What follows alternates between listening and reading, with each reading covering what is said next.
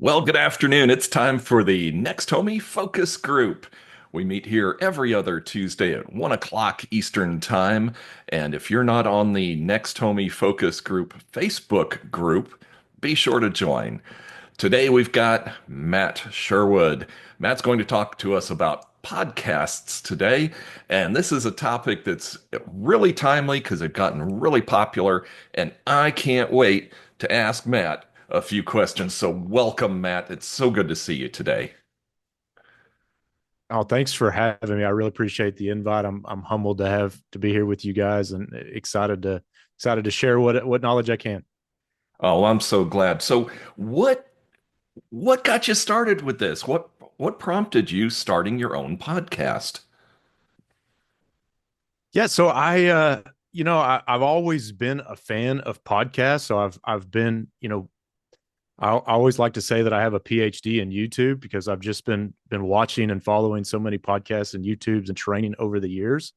And whenever I opened our next home office here in Oklahoma, I just kind of saw it as an opportunity to grow and to network and start connections and just have some great conversations and grow my sphere and also give me the opportunity to have some free marketing. So I just kind of and I'm here. I'm humbled to be here. So I'm honored to be here for the fact that there's so many better people out there that could be here. But I'm here to share all of the things what not to do. So I've been doing this for about a year. I've tried all of the things. I've made all of the mistakes. So I'm happy to share all of that to hope guide some people to start their own podcast and get out there and do it.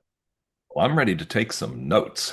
So We have our pads ready. you you mentioned that you wanted to use this to promote your business, presumably your real estate business. And what do you really want to get out of this? What's the end goal? That's a great question. So I think the end goal is attention. I think in 2025, in the information age that we live in, attention and time is like the gold standard now. So I think and I think I always think about it. Sometimes I post things and I get like 50 views, and we can all get a little bit discouraged and we're like, wow, we only got 50 views. And then I have to really frame it in the mindset of, what if I had an auditorium and I had 50 people that showed up and listened to me talk for that amount of time? And when you look at it from that perspective, it really starts to see that your attention grows from there. And I think with podcasting specifically, it's so easily to get that free attention, to get that free media and that marketing that can, whether it's to promote your business directly or indirectly, it's a benefit just every way around. And it's cheap for the most part as far as advertising and getting leads and attention. So I think it's a no brainer for anybody that would even consider starting a podcast. Now, as far as the commitment goes, obviously this is something that's a time commitment. So how do you handle the possibility that you might have to scramble to put an episode together? What do you do to plan for that? So I think to take a step back and give a little bit of data. So 90% of podcasts don't do more than 16 episodes. So Mhm. 90% of them will fail and 90% of people will stop before they hit episode 16. And that's just kind of some generic data, but what it tells me is that getting started is the hardest part. It's kind of with anything like I I'm sure everybody else is. I started eating better and exercising this year, and I've been struggling to go to the gym, but it's not actually going to the gym for me. The hardest part is just getting up and putting my shoes on and getting to the gym. Once I get there, I'm good. So I kind of took that data that I had with the podcast and was like, I just need to get past that 16 threshold. So for me, I've started recording all of my episodes and I'm creating that bank of episodes that I have so that I know I've already got my 16 recorded so that when I decide to do the drop and start dropping my podcast episode, whether that's weekly or bi-weekly, that I have that in the reserve. So if something comes up or I miss a day or somebody cancels on me, I always have something in reserve and I never get caught empty handed, so to speak. So I think that's super helpful for anybody that's wanting to get started is just get 8 to 10, 12, 16 episodes, just have them in a folder on your desktop And then whenever you're ready, just start the launch. And then you know that you've got 16 weeks worth of podcasts already done. Wow, that is such great advice for anything that we embark on. And so, Matt, on these podcasts, so you've got ideally 16 in the can at any given time. How do you focus on making sure that your content is evergreen so that it will have some longevity to it? So um, I'll approach this two ways. I'll tell you one that I think is super helpful for everybody getting started to think about, and then I'll tell you kind of the way that I done it, which is a little bit different. So I think everybody should kind of focus on something that interests them, a niche or a passion, whether that's real estate or whether it's like knitting. I don't care what it is. Like a topic that interests you. I think the riches are in the niches, and the further you niche down in what you're doing, the easier it is for you to have those conversations about something you're passionate about, and then you can get all kinds of guests that go along with that niche. And I kind of done that. I wanted to, being in real estate, I wanted to talk to people that were in real estate, but I quickly went down the rabbit hole of I really just wanted to talk to interesting people.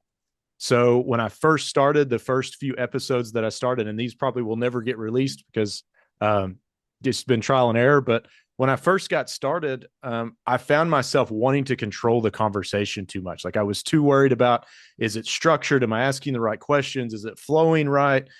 And I got to a point where I was like, you know what? I just want to have a good conversation with interesting people and get to know people, and consider this as we're sitting at the dining room table together and we're just talking and having a long form conversation, whether that's 30 minutes or an hour or longer. And when I switched that mindset to just really wanting to have conversations and open dialogue, the conversations are so much easier. It's really is just like this, like a back and forth. And sometimes we disagree on things and we can talk about things. But I think that content is the evergreen content. I think that's the stuff that people want to see. When I watch Joe Rogan because he's having a conversation and he's asking questions of his guest that I want to know. And there's things about that guest that interest me from not only maybe their business point of view, but from their life in general and the things that they've done and the failures and mistakes they've had. So just approaching that evergreen content from having a good conversation with somebody that you enjoy talking to, and the content will take care of itself. That's a very interesting point because, you brought up Joe Rogan, and it seems that he's genuinely interested in everything. So, and you and I have met, so, and you strike me as being the same way, where you're just interested. So being interested is the key, is it not? It is. I try to always have curiosity all the time. I try to humble myself and recognize that I don't know what I don't know, and I don't know much of anything. So I always just want to learn from people, and I just want to ask questions, and I'm curious, and I'm really interested in people in general. And one thing that I've um, discovered is that we're all living a bit of a different experience. We're all so unique. So I really find the challenges that people go through, what got them through something, or how they overcame something, or uh, maybe it's a script like, hey, when you said that, did that work for you? Like just finding what works for people. I'm genuinely interested in people, but having that natural curiosity, and this is evolved from me learning. But when I first started, I felt like I needed to control the conversation, and I needed to say things that I thought was going to make for good content, and that makes for the worst content. So I just got to a point where I'm just curious, and I just ask questions, um and I think that's the best way to approach it, and just kind of get out of your own head and just do it and just have fun doing it, and recognize that none of us are Joe Rogan, and Joe Rogan's not us. And so don't try to recreate what he's done, and just be yourself and invite people on that interest you. And that's going to be some good conversations. So I guess what I'm hearing is that the less you try to structure it and the less you try to prepare, the more authentic it's going to be. And I think that does appeal to people. So, as far as the nuts and bolts of it, you mentioned that you've tried everything. So, kind of give us a rundown. Let's say Pat and I want to start a podcast. What do we need to do today to get started? Perfect. So I'll give you the backstory of how I started and how all the things that I messed up and tell you kind of where I'm at now. Right. When I first started, I had the idea. I believe it was after our last conference. Um, James and Keith had started that launched their podcast. They had their crew there that was running their podcast, and I visited with them and kind of asked them some questions about the camera and the equipment, and took that information back. I was on fire, knew that I wanted to start a podcast after visiting with them and James, and took all of that information back home and did the exact opposite of what they told me to do. So I set up a studio and I rented a space and I bought all these cameras and microphones and tried setting up multiple angles. And it was a nightmare. I did like two podcasts like that and it was just overwhelming. I was frustrated with it. I couldn't do the editing. I didn't know how to operate the camera and the lenses and the lights. And I just got overwhelmed and I quit.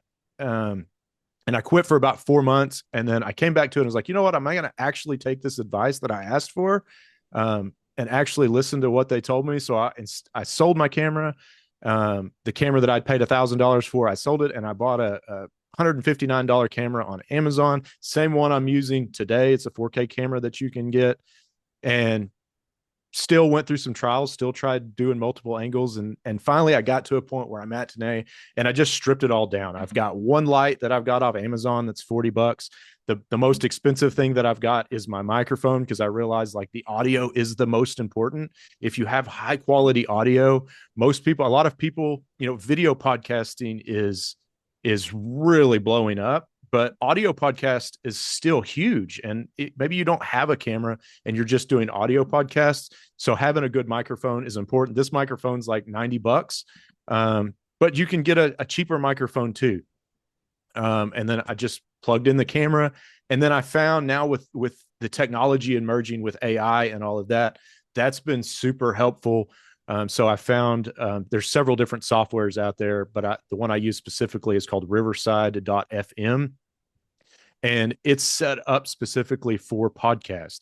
So everything is integrated. You can do your drops there. You can do your social media marketing on there. It's all in one platform. It splits it for you. It cuts it for you. It does everything for you. And it's what I recommend everybody get started on. And then as you grow and you learn and you have these mistakes, then we can start to adjust some equipment out if needed. But I think that's where everybody should start is just super basic, get a microphone and just do it. Just put on your shoes and get started. So you mentioned Riverside, and I've heard that name come up before, and I assume there's a monthly fee for that. How does the fee structure work with that? So yeah, so it's riverside.fm and it's going to the monthly fee is going to vary depending on the program that you use. It ranges anywhere from I believe $29 a month up to $59 a month for that software. And a lot of that's going to depend on the capability that you want. Do you want it going only to an audio podcast, or do you want it getting dropped video podcast across different locations? And then some of that's going to be storage and some other features. But honestly, for the cost that it is, the editing that it does for you, it's definitely worth the pro plan to get to spend $60 a month. And I don't know if anybody's ever tried to edit videos, take a long form video or podcast, and then chop it up. With AI, it's so much easier. But prior to AI, it was a lot of work. And for me, it was like I would record a 1 hour podcast and I would have to spend 3 hours editing that podcast to just get it anything where it sounded decent. And now with AI or with Riverside, I can do a podcast, hit stop, hit chop, and within 15 minutes, it's got all of it done for me. And I may have to go in and make some adjustments, but it gets 90% there. So I think it's there's other softwares out there, but that one is just the best that I've found for podcasts specifically.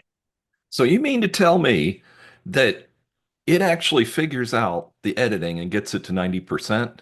just by pressing a button? It just by pressing a button, it'll get you 90% there. So it chops it, it does short forms, it does the angle changes, so it'll swap back and forth to guest with when who's talking. It picks up audio. Super, super good. It's a great software. Well, that's unbelievable. So I have a question. So then you don't hire someone to do your editing. Was that something that I you do ever not. considered? Okay, because that's something that someone talked about is that, they would have to hire someone to do the editing, but you're saying that this really takes care of it, most of it. And that would cost more than Yes, $60 a month right there. Oh, yeah. exactly. So I did when I first started. I had a friend that was helping me with the editing. He showed me some software to use and how to just drag and drop some stuff and clip some stuff. And there's a ton of editing software out there to do that. For me, it was a time thing. It was like, wow, I don't have 3 hours a week to spend editing this podcast and then spend the time storing it and doing all of the other stuff. So I did Fiverr. If anybody's used Fiverr, I've hired people on there to do some editing and do some clip work. But what I found is it's like, wow, by the time I pay somebody $30 per episode, it adds up. I mean, minimum you're spending $100 to $150 a week on the editing, upwards of hundreds of dollars per video, depending on the quality of editing. And I think with what Riverside gets you there, I think that's the way to go until you're just ready to take it to the next level. Wow, that's unbelievably good advice. I know a lot of people, there are some free options out there, and people are inclined to start off with a free option. Uh, do you advise people against that? No, I think getting started is the most important thing. Honestly, if all of this is stripped away, it's like at the very least, just stop procrastinating, get it out of your own head, and just start a podcast. Yes. That's the very basic. And then start to grow from there. And the mistake that I made is I tried to get to Joe Rogan's studio before I had ever dropped a single episode of a podcast. So I put the cart before the horse and I did it backwards. So when you go back and you look at Joe Rogan's podcast when he started in his living room on a laptop with like a Walmart microphone. So we all start out at that place and then we'll grow, and over time and consistency and growing our followers and our viewers, then we can adjust equipment as needed. But I think take whatever free option you can. Use your cell phone. I mean, probably a lot of us on here have a nice iPhone or Android, and that can get you 90% of the way there with the audio and video as well. So just do it and get started, and then you'll figure out the details as you go. How did you come up? Well, I should ask you, do you have a name of your podcast and how did you come up with the name? Yeah. So my podcast is Next Level is the name of the podcast, and I went off that. It was kind of a twist off the Next Home. I wanted to keep the Next in my brand, so I kept a very similar color scheme. And but with that, like again, I'll say this is the fourth name that I've had for my podcast. So, and every single time I went down the rabbit hole, created a logo, and overthought it, and I've just got to a point where like, you know what, the name is not that important to me. It's just the content is the most important part. And a lot of the overthinking that I was doing was just a way for me to procrastinate. It was so that I could feel like I was doing something very important and very busy. And at the end of the Mm. day, I was just wasting time because I was afraid to launch it or drop it or do whatever. So it's Next Level now, but the name is to me is not important. It's the content and the guests that I get to talk to. I think that's what's going to drive people. And honestly, if anybody thinks of their favorite podcast outside of Joe Rogan, most podcasts you probably don't even know the name of their podcast. You probably know who the host is and who the guests are, but the name of the podcast or their color scheme doesn't have any relevance, honestly. I love Lee Brown. Are you familiar with Lee Brown? I Leigh? am not. Crazy shit in real estate. Okay. She's fabulous. You got to all write that down. Lee Brown, Leigh, Brown. Yeah, Crazy shit in real estate. that's the best name ever. That's the best name And ever. That's a great Matt, name. I've noticed now, Next Level, there's probably some other ones by the same name. And that seems to be, it's at least in my mind, an issue when I'm browsing through podcasts, is that There are so many that bear the same names. Is that a problem, or am I just imagining a problem? I don't think that's a problem at all because, like we talked about, 90% of people aren't going to do more than 16 episodes. So if you go through there and you scroll through the ones that have a similar name and you click on them, a lot of them had started and stopped. So consistency is the most important part of all of it, is just staying consistency and consistent and doing it weekend or bi-weekly or however, whatever your schedule is, and doing it and planning for the long haul. And the name is honestly irrelevant because you'll either surpass the ones that have a similar name or your content's going to be totally different. Somebody may have next level podcast and they may be talking to rock climbers. Like, I don't know if it's even relevant.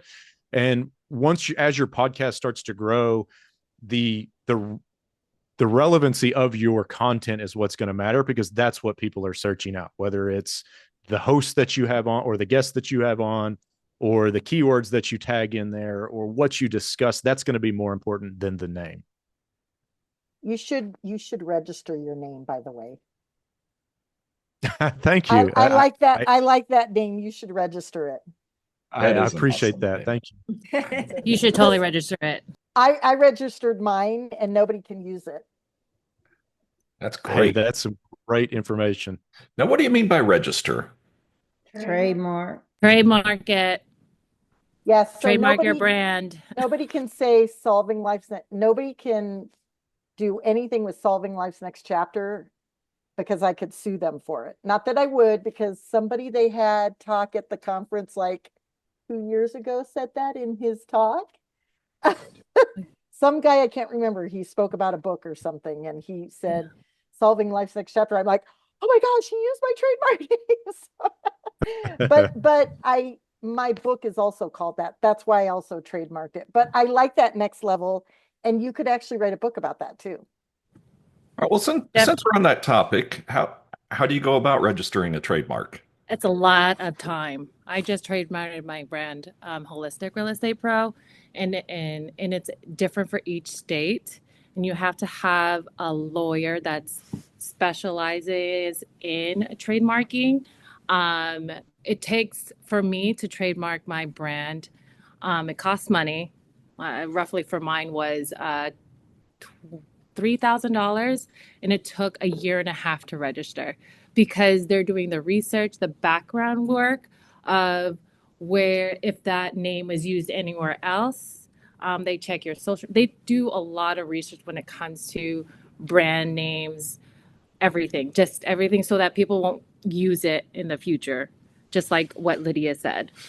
Interesting. Thank you, I Trish. can also get you. I had a gal do it for me and she wasn't that expensive, but they do have to do a lot of background checking on that. And it was a lot less expensive than $3,000. So I can find out if they can do it for you. And I don't know, I didn't know it was a state by state situation, but because nobody in the United States can use I mean, in the world can use mine. So Yeah, I'm not sure for what sure. the difference is, but I mean, the gal I used was very inexpensive. Very good. And thanks for bringing that up, Lydia. Uh, That's really I have interesting. I'm sorry. I've got a question for Go Matt. ahead, Patricia. When you said tagged, I've started a podcast as well. I started a few months ago, but it's about my breast cancer journey. It's called Touching Your Boobies. I have a web page. I've started a foundation, so it's all the same name.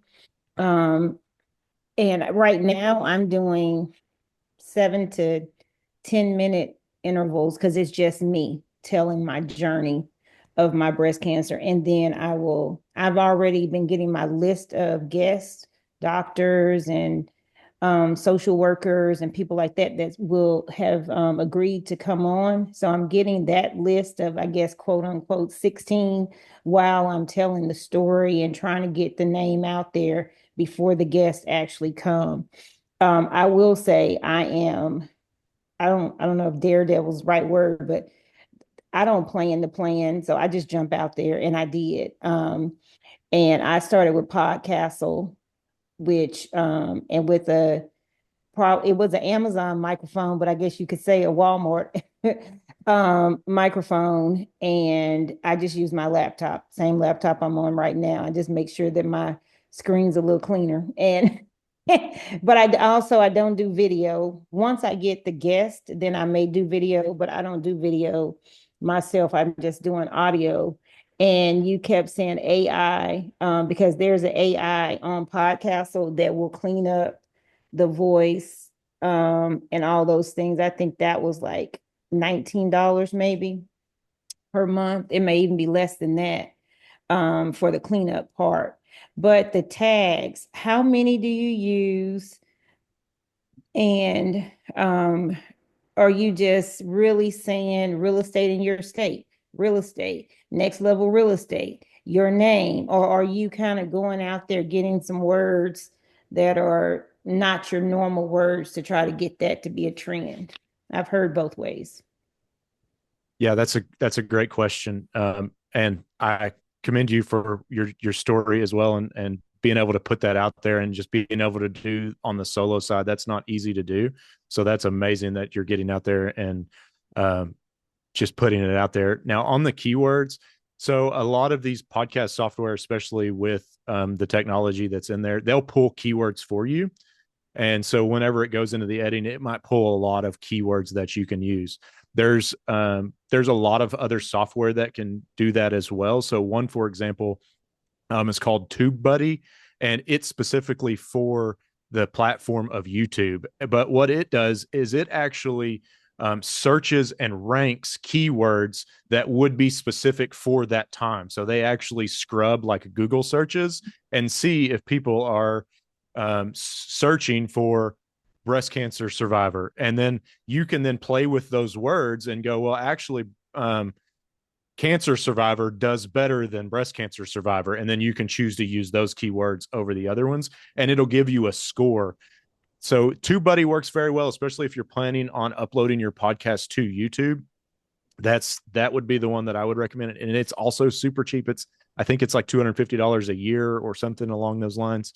I'm sure there are other out there Google searches, but I don't try to think of what I would. I'm very analytical. I don't try to think of the keywords that I think I would find interesting, because I can assure you the words that I find interesting, most people wouldn't. So I use these softwares to pull what people are searching for. And, I also can kind of cheat the system a little bit. I don't want to say cheat, but if I see that there's a specific guest and a specific somebody that's going around and doing multiple podcasts, I want to try to get them on my podcast too, because all of that data working together is just going to boost my podcast as well. That's an Did that answer interesting your question? point. Yes, yes. Thank you so much. And I'm going to check out that the TubeBuddy. I've not uploaded to the YouTube yet. I need to for sure. And then the main thing is my logo has houses on it because of course I'm a realtor. And then it has a wine glass because I sell wine as well. So once I can get my story out, then and I've dropped a couple, hints that I'm a realtor through the story. But then once I get all the way through, of course, I'll have my broker on. I may even can get Uncle Keith on, but just kind of talk about going through, because I know well, every brokerage has, but I know that we have several next homies that have went through cancers, whether it's breast cancer or other cancers. But also you said about the niches. So for me, I had triple negative breast cancer, which is dominant in Black women. So that was why I chose that one. And like you say, if you drill down and get down and dirty, if you will, with the thing that you're trying to get to, it reaches more people. It doesn't keep up, the herd positive or those people from listening, but it kind of takes your funnel down like that. So that's why I did that. Matt, I have a Yes. question. So what is your niche going to be, or what is your niche? So I really want to focus on the business industry, and more specifically, high achievers. So I say that because I see that there are people out there that just perform well and they're just either great on camera or they just have this specialty. Um, and that interests me. So like you guys were on the podcast and I just find that like your personality just bubbly. And to me, I'm like, what makes you different than everybody else that's in your market or in your area and what you're doing? And so that's kind of how I source people out. Another way and is to think about also is going on other people's podcasts. There's a lot of Facebook groups where you can put it out there like, hey, I'm looking to be a guest on somebody's podcast and this is my story. That not only helps you put out your story out there and advertise your podcast, but sometimes you get to see the other side of the conversation, which helps you become a better podcast host along the way. So that was a long answer to what my niche is, but and I only did that because I haven't really defined my niche. My niche is just I just want to talk to interesting people. I had a gentleman on, good friend of mine recently, but he was a former Special Forces Army Ranger, done like 7 deployments, and is now working for governments, helping break up child trafficking rings. And he's doing that locally in Oklahoma, and it's just super interesting. It's just I want to know what makes a guy like that get to the level that he is, and so that's just kind of the niche that I've went to. Hey, Matt, I have a question. So the, I just wrote down what you said. The one that's riverside.fm, is Yes. that, do they also host your podcast? Like I have BuzzFeed and it's $12 a month for BuzzFeed. And it just hosts my podcast and then it puts it out to like, um, it puts it out to Spotify and Kiss FM and, or all those places where you can get podcasts. Is that what that, does that company do that too? Yes. Okay, Yes, Riverside does all of that. They not only host, but then they also have the storage as well, so they can just store all of your podcast right, on there. Because if you're doing hour-long podcasts, once you get 30 or 40, a lot of people's storage on their computer, so it's a storage bank. But it right. also you can also go live on there as well, so you can link your Facebook, Instagram, TikTok, all of those, and you can go live on all of those platforms at the same exact time through that hosting software as well. If live podcasting is something that you're doing as well. Gotcha. Okay. And then the other thing I'll say too, probably one of my best podcast shows was when I was talking to somebody else and they linked theirs up at the same time ours was on. It went to my people, but it also went to their people, and they had a lot more people than I did. It was one of the best. It wasn't necessarily the best interesting one that I did, but it was, I mean, it was interesting, don't get me wrong, but I had others that I wish that had gotten that far because they were so much better information for certain things. So I will say if you can have a guest that can open up their podcast or open up their group, that actually Patricia probably has had that with her podcasting too, it sounds like. Wow, that's Yeah, very that's some interesting. great advice. So you're doing this solo, correct? I mean, you don't, Are you? yeah, yeah, yeah. Yes, Matt. Matt, Yes. Yes. Solo. yes, solo. Solo by Okay. myself. I don't do any Okay. solo podcasts yet. That may change in the future, but um, I have to have somebody to kind of bounce the conversation off of for Right. me to feel comfortable at this stage. So yes, but I'm doing it solo. And the people that you got to interview, were they people that you knew, or are they on a podcast already? Or how did you get this whole thing started? Like, how did you get your list of folks? So I wrote down, I spent about a month just putting together a list of people that I thought I would want to have on my podcast. And I come up with really quickly, I come up with 20 or 30 people that I was like, hey, that would be great if I could have them on a guest. And then I just started reaching out to people. Some people told me no. Some people told me, not right now. Some people were just, thrilled to be on. So that's how I started building my list from there. And then now what I'm doing is I find myself in these cycles of things that interest me. And so if I have a bad experience or a great experience with a home inspector, that might be something that I'm like, hey, that was a great experience and a great story that I want to share. And I either want to invite that person on or somebody in that field, because I read a lot too. So as I'm reading a book, I'm like, wow, I'm finding this topic very interesting. I would love to find somebody else that I could come on and discuss this more deeply. Right now I'm reading Principles by Ray Dalio, and there's so much information about just economics and the way funds are moved around and real estate and investing. And I'm like, well, now I really want to talk to somebody in depth and ask some of these questions that I can learn from. So for me, I always just want to be a student of learning. So I'm just always trying to invite people on that I can just learn from and absorb information from. Trish, I know you had your hand up. Did you still want to ask a question? Yeah, so I've obviously heard my own podcast being a guest on someone else's. So Matt, like, how often do you have guests in your cycle, as far as like you have those 30 people, you have a whole list, but how often do you schedule them? Do you do it every week or every episode? What's your pattern or your own way of doing your recording? Do you do a solo one, and then the next episode are you going to have a guest or a couple guests on? What's the flow? What does that look like for you Yeah, as so your hired guest? I always wanted to have a guest on, so I haven't done any solo. When I started, I was doing 2 recordings a week, and I've since went to one every other week. And then I went from 2 to week and was like, okay, this is way too much. It's way overwhelming.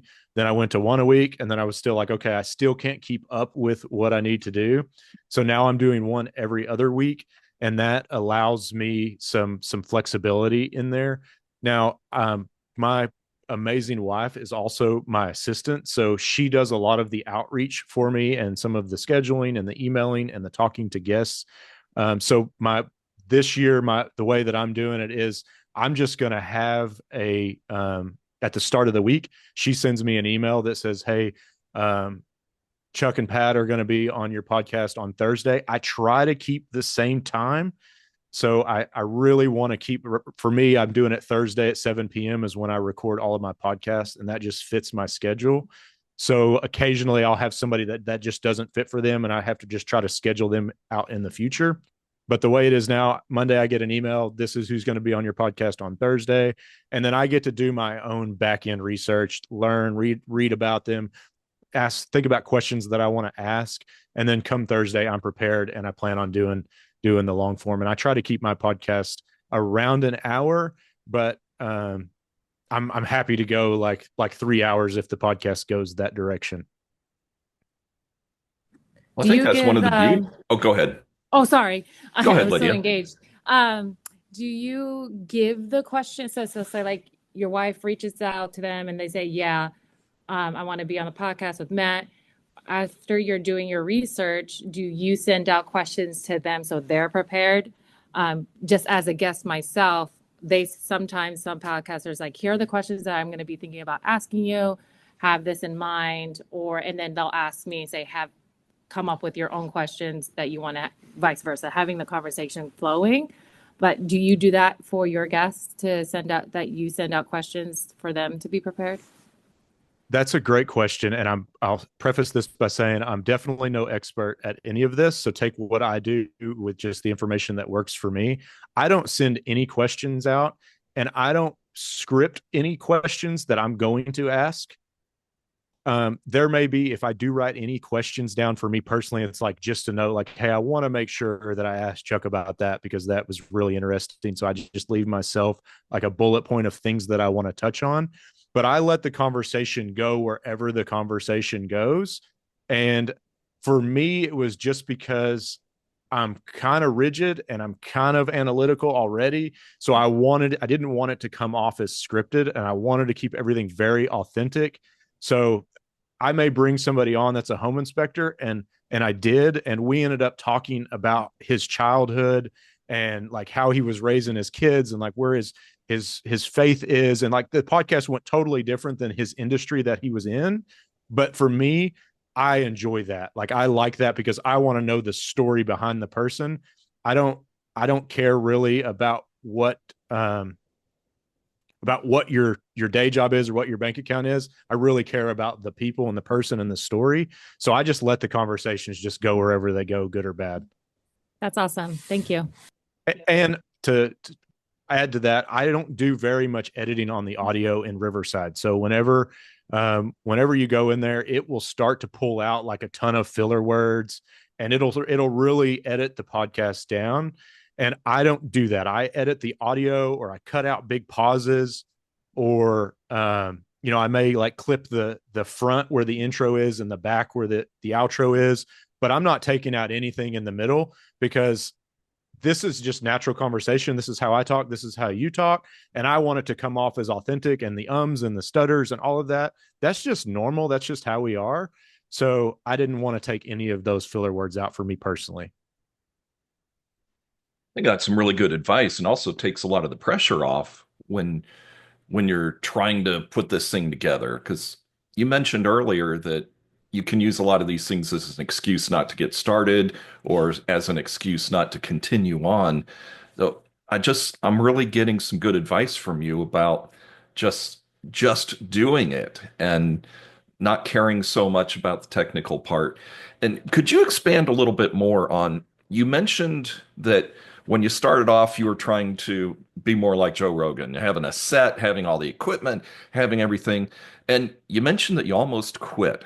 I mean, what was going through your mind when that happened? I was very defeated. I felt like I'd really let down because um, I had really seen the big vision for like with the podcast and what I wanted to do and what I wanted to accomplish. And to be honest, I kind of got sucked into a lot of the social media trap, is that we try to emulate people that we see on social media, realizing that we're only seeing a snippet of their life without seeing the whole picture. So I quit, and then I told myself like, hey, I'm not starting this back. Like I'm just not cut out to be a podcaster. Why would anybody listen to me when there's 1,000 other people that are more knowledgeable, more experienced, better speakers, better guests? So instead of me doing it myself, I just push them to a better podcast. And then when I started back in when I knew that I wanted to start back at the end of last year, um, for me, it was like I had to get rid of all of that stuff. And I just had to realize that I just was doing this because I wanted to talk to people and have great conversations. And what I found is specifically when I was talking to the gentleman I was talking about that was doing the undercover stuff, was we had a 3 hour conversation, and he was one of the best speakers and one of the best guests that I could have imagined to have on in his industry, and went through some really deep conversation that I didn't even understand sitting there listening to it. And I just know that nobody else was talking to him, and he's sitting there with all of this information, not sharing it to the world. And on the podcast, when it comes out, I even asked him, I was like, why are you not more involved in like giving some advice to some big people out there with everything that we got going on in the world? And he kind of gave me the same answer. He was like, well, there's a lot of people smarter than me out there. I'm just, small town guy trying to just make my mark. And I realized that we all kind of have this problem that we don't think that we're capable or we shouldn't be doing it. So for me, that was just it. I'm like, I'm done. I'm just going to do it. I'm going to delete all of the social media. I'm just going to press record and let the chips fall where they may. And it was also for me setting a big goal for myself. I was like, okay, I've got to stop thinking on what I'm doing next week and start setting my 12-month goal and going like, okay, this is where I want my podcast to be in 12 months. This is where I want it to be in 3 years. And this is where I hope to be in 5 years. And then just be okay with that long distance goal that I've set for myself, and not be so short sighted. Wow, that is such great advice, because we always think about the people who are doing better than us, but it's easy to forget that there are very successful people who suck a lot worse. And Patricia had something to say. Patricia? I'm gonna challenge y'all to not say better. It's just who's who's fit for you, because your followers are not going to be whoever this Rogan. See, I don't even know who he is. So your fit is going to be for your people, going to be yours, and his is going to be his. I was just going to mention too that I totally agree with just doing it. I am just a just do it person. Sometimes it bites me, but most times it's not, because it does make you get started. Because if you plan to plan, you'll still be planning, and it's June, and then you still didn't do it. And we all know that if we haven't ourselves did a video where we spit water out of our mouth, or we got tangled up in the words we're about to say, those are the videos that gets the most likes, or the most, so that's the same thing with our podcast.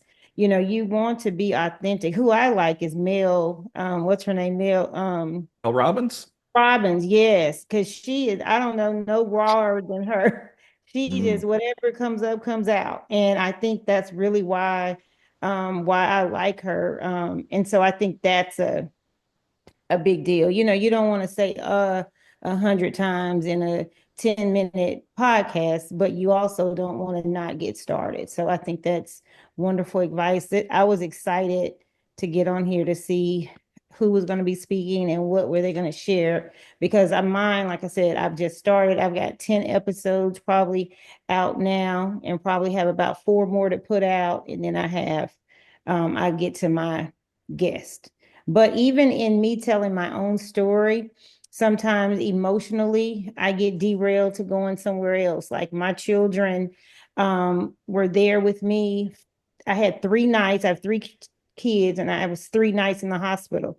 Well, that wound up taking me 2 episodes to talk about the fact that they came in town. Like my daughter came back stateside from Africa, just a lot. And then I have had some PTSD with it all, and I had to take a break. But because I was kind of doing them ahead of time, it's not so much that the public knew that I took a break. So it's just a lot to it. And everything that you said, I'm able to shake my head like, yeah, I've heard that, or yeah, I did that, or yeah, I've tried that, except for your app that you're using, which I'm going to definitely look into. But the whole microphone thing, and I'm not doing video, but the microphone, I looked at the $200 microphone, and then I was like, let me try this $60 microphone first, kind of thing. So I appreciate everything you said. And as always, Chuck and Pat, you guys have the best speakers. Oh, thank I you. do have a question for Matt, if I may. Yes, sir. Go ahead. Yeah, and I feel like I'm talking to myself in this situation, because I am overly analytical about a lot of things, and it does cause me to, pump the brakes more times than not. Um, and I'm comparing myself to a lot of people in the process. I know there's a lot of amazing people out there, and I feel most confident though when I'm actually out there working with my customers and clients. It's in those moments where I forget that there's a microphone, or there's no microphone, there's no camera, but if there was one, it would be an amazing episode, right? Um, so I think my first question for you is, you talked about, I don't think you talked about platforms. You talked about different applications, but not platforms that you would, drop these podcasts into. And my big question is, like, why not just go live, like on either Facebook or YouTube for that matter, and keep a playlist of just all of my episodes, like on YouTube, to start and see how that pans out. What are your thoughts on that? And then if you're whatever platforms you're on, what does it take to get on them? What does it cost to be on those platforms for the general public to find you? So I